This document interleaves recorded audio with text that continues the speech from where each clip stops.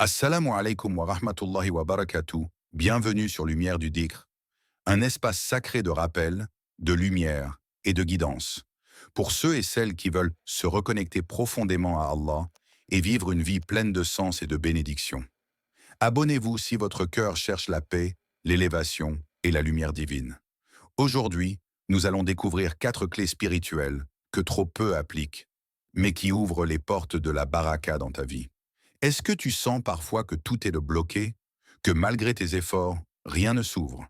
Et si c'était simplement parce que tu ignores ces 4 clés sacrées? Prépare-toi. Ce rappel pourrait changer ta relation à Allah et débloquer des choses que tu attends depuis longtemps. Il y a un moment, très discret, que la plupart des gens négligent. Un moment si court, si subtil. Et pourtant, ce moment décide souvent du reste de la journée. C'est ce premier souffle que tu prends au réveil. Ce tout premier battement de ton cœur, quand ton âme revient doucement dans ton corps, après un voyage nocturne dans les mondes invisibles. Tu ouvres les yeux, tu es là, vivant. Ton cœur bat, ton âme est revenue et tu respires. À cet instant précis, tu as le choix. Soit tu entres dans ta journée avec le vacarme du monde, notifications, soucis, stress, fatigue, bruit, soit tu entres dans ta journée avec Allah. Le prophète Mohammed nous a livré un secret, une vérité qui échappe à ceux qui vivent dans l'agitation. Toute affaire importante qui ne commence pas par la mention d'Allah est coupée de bénédictions. Abu Daoud. Oui, coupée, comme une plante arrachée de sa racine. Elle existe, mais elle se dessèche vite. Ta journée aussi. Si elle n'est pas liée à Allah, elle se consume. Mais si, au contraire, dès l'ouverture des paupières, ta première parole est une louange, si ton cœur murmure « Alhamdulillah, alladha ahyana, ba'dama amatana wa ilayhi an-nushur » louange à Allah qui nous a redonné la vie après nous avoir fait mourir, et c'est vers lui que se fera le retour. Alors tu viens de signer un pacte lumineux. Tu viens d'inviter la bénédiction dans chaque seconde qui suivra. C'est comme si, autour de toi, un manteau invisible de lumière se déployait. Les anges s'approchent. Les inquiétudes s'éloignent. Tu n'as pas encore bougé de ton lit. Et pourtant, ta journée a déjà changé de nature. Sourate Al-A'raf, verset 96. Si les habitants des cités avaient cru et adopté la piété, nous leur aurions ouvert les bénédictions du ciel et de la terre. La baraka n'est pas une récompense au hasard. Elle descend sur ceux qui placent Allah au commencement de tout. Alors pose-toi cette question, doucement, sincèrement. Et toi, comment commences-tu ta journée? Est-ce que ton téléphone voit ton visage avant que ton front touche le tapis de prière? Est-ce que ton cœur récite un verset avant que ta langue ne prononce un soupir de stress? La manière dont tu entres dans ta journée, c'est la manière dont tu feras entrer Allah dans ta journée. Commence par son nom et regarde comment le ciel s'ouvre. Commence par le rappel et vois comment le monde se transforme. Commence par le dhikr et sens ton âme respirer vraiment. Le lever du jour n'est pas banal, c'est une renaissance. Et chaque renaissance mérite le nom du Créateur de la vie. Il y a des gestes qu'Allah aime, mais qu'il veut invisibles aux yeux des hommes. Des gestes faits dans le silence, dans l'ombre, dans l'oubli du regard des autres. Parmi ces gestes sacrés, il y a l'aumône secrète. Un acte si simple, et pourtant si chargé de lumière qu'il peut changer le cours d'une vie. Tu donnes, discrètement, sincèrement. Pas pour être remercié, pas pour être vu. Tu donnes pour Allah seul. Une pièce, un billet, un repas, une bouteille d'eau, mais surtout, un cœur qui donne avec amour. Le prophète a dit « L'aumône éteint la colère du Seigneur ». Tirmidhi. Tu réalises? Le feu de la colère divine peut être éteint par un simple geste fait dans le calme d'une intention pure. Il y a l'histoire de cet homme, simple, oublié du monde. Il avait des dettes, son commerce n'avançait pas, les portes ont été fermées. Alors il décida une chose. Chaque matin, il mettrait 1 euro dans une boîte en disant « Ya Allah, je te donne cela » pour te montrer que même dans la difficulté, je choisis de donner. Pas pour les gens, pas pour un like, juste pour lui et Allah. Au bout d'un mois, sans prévenir, une personne qu'il connaissait à peine lui proposa une opportunité inattendue. Un contrat, une chance, une ouverture. Et cette simple boîte, devenue secrètement sacrée, fut pour lui le début d'un nouveau destin. Car ce n'est jamais le montant qui compte. C'est l'intention, la constance, la sincérité. Un grain minuscule peut produire un champ infini s'il est semé avec foi. Sourate al-Baqarah 261. Ceux qui dépensent leurs biens dans le sentier d'Allah ressemblent à un grain qui donne 7 épis, et chaque épi contient 100 grains. Tu comprends? 1 euro pour Allah peut revenir à toi comme 700 bénédictions. Un simple repas offert peut te nourrir dans la tombe. Une bouteille d'eau donnée peut t'apporter la boisson du bassin du prophète. Mais encore faut-il donner, même quand tu crois ne rien avoir. Et toi, dis-moi, donnes-tu? As-tu fait de l'aumône une habitude secrète? Ou attends-tu d'avoir plus pour commencer, alors qu'Allah attend juste ton geste? Il existe des portes dans l'invisible. Elles ne s'ouvrent pas avec des clés en fer. Elles s'ouvrent avec l'aumône discrète, glissée entre 2 doigts, mais offerte avec tout le cœur. Il y a un silence dans le cœur, un vide que rien de ce monde ne peut combler. Ni les mots des hommes, ni la musique des foules, ni les objets qu'on accumule. Ce vide a une forme, et seul le nom d'Allah peut s'y poser parfaitement. C'est pour cela que le dhikr n'est pas simplement une répétition. Ce n'est pas une formule mécanique. Le dhikr, c'est l'alimentation secrète de l'âme. C'est la respiration de ton cœur spirituel. Lorsque le prophète passait son temps à dire « Subhanallah, Alhamdulillah, Allahu Akbar », ce n'était pas pour faire bonne figure, c'était pour se maintenir vivant intérieurement. Parce qu'en réalité, ce monde nous endort. Il endort l'âme, il épuise la foi, il étouffe doucement le lien avec Allah. Mais à chaque Subhanallah, tu purifies ton regard du monde. À chaque Alhamdulillah, tu élèves ton cœur au-dessus de tes manques. À chaque Allahu Akbar, tu te rappelles que rien, absolument rien, n'est plus grand que lui. Et alors, quelque chose se passe, une lumière descend, une paix s'installe, comme si ton cœur reconnaissait enfin la voix qui l'attendait. Sourate Al-Ra'd, 13-28. En vérité, c'est par le rappel d'Allah que les cœurs se tranquillisent. Ce n'est pas une promesse poétique, c'est une vérité spirituelle, testée par des milliers de cœurs à travers les siècles, des prophètes, des pieux, des simples croyants. Tous ont connu cette tranquillité surnaturelle qui descend quand la langue prononce son nom et que le cœur l'écoute. Mais aujourd'hui, beaucoup de cœurs sont saturés de tout, sauf d'Allah. On écoute des voix étrangères. On pense à 1000 choses, mais rarement à lui. Et toi, combien de fois ton cœur s'arrête pour le mentionner? Quand ton âme est lourde, à quoi penses-tu d'abord? Et si en réalité ton anxiété venait de ton oubli? Et si la paix que tu recherches se cachait dans un simple dhikr? Le dhikr est une arme douce, mais puissante. Elle ne fait pas de bruit, mais elle combat l'oubli, l'orgueil, l'angoisse, le doute. C'est l'arme des cœurs vivants. Ceux qui ont choisi de ne jamais oublier celui qui les a créés. Dis Allahu Akbar maintenant, et sens comment le silence devient lumière.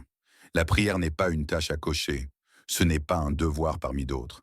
C'est un rendez-vous sacré avec ton Créateur. C'est un moment où l'univers s'efface et ton cœur se tourne vers le ciel. Lorsque tu pries à l'heure, tu dis à Allah, tu es ma priorité.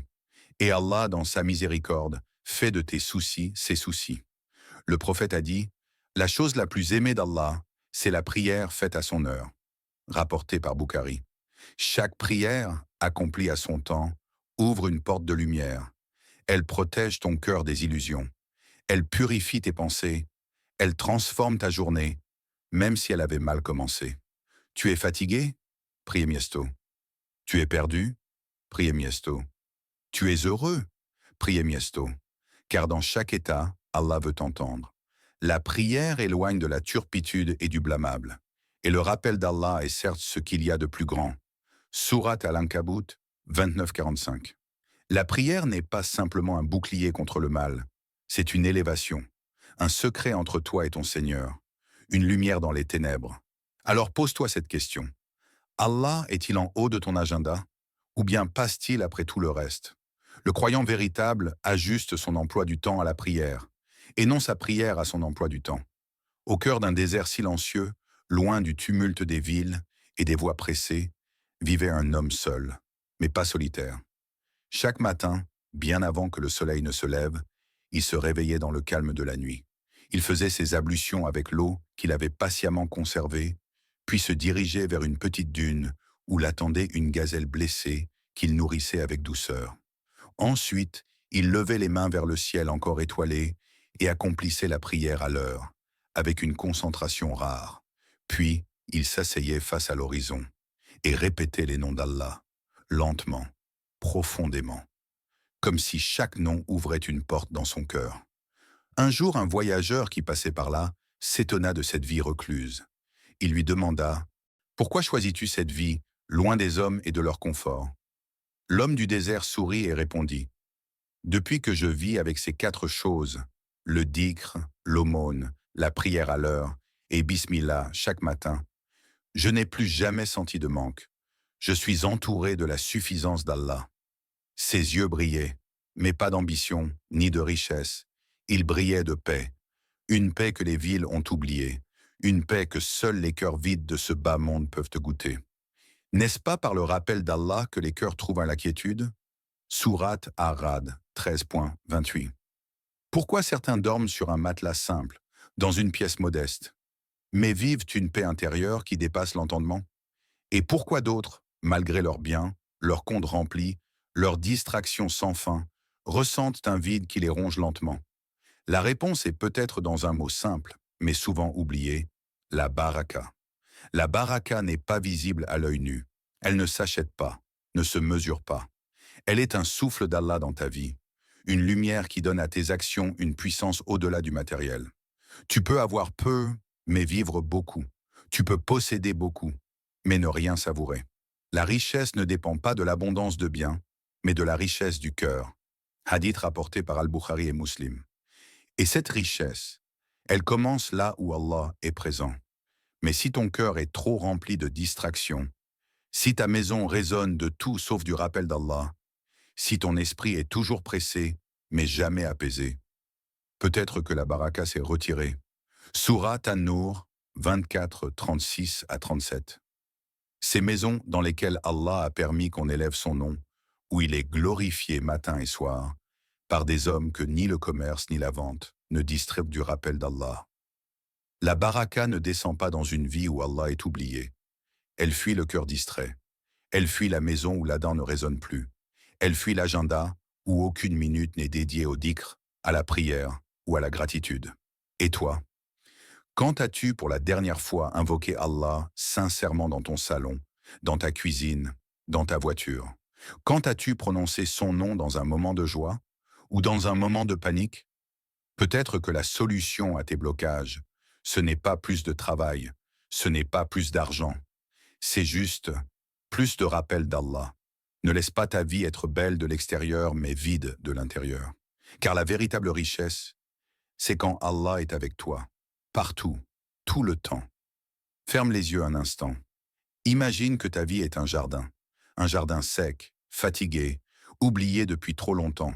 Mais aujourd'hui, tu tiens entre tes mains 4 graines, 4 clés, 4 gestes simples, mais puissants. Première clé, commencer ta journée avec Bismillah. Chaque matin, ce mot devient ta protection, ton intention, ton énergie. Quand tu dis Bismillah avant de poser ton pied hors du lit, c'est comme si tu remettais ton âme entre les mains d'Allah pour qu'il la guide, la purifie, l'élève. Ce n'est pas un mot magique, c'est une direction. Et Allah dit dans le Coran, « Et rappelle-toi le nom de ton Seigneur et consacre-toi totalement à lui. » Sourate Al-Muzammil 73.8. Deuxième clé, donner en aumône, même une miette, une pièce, un sourire, un repas.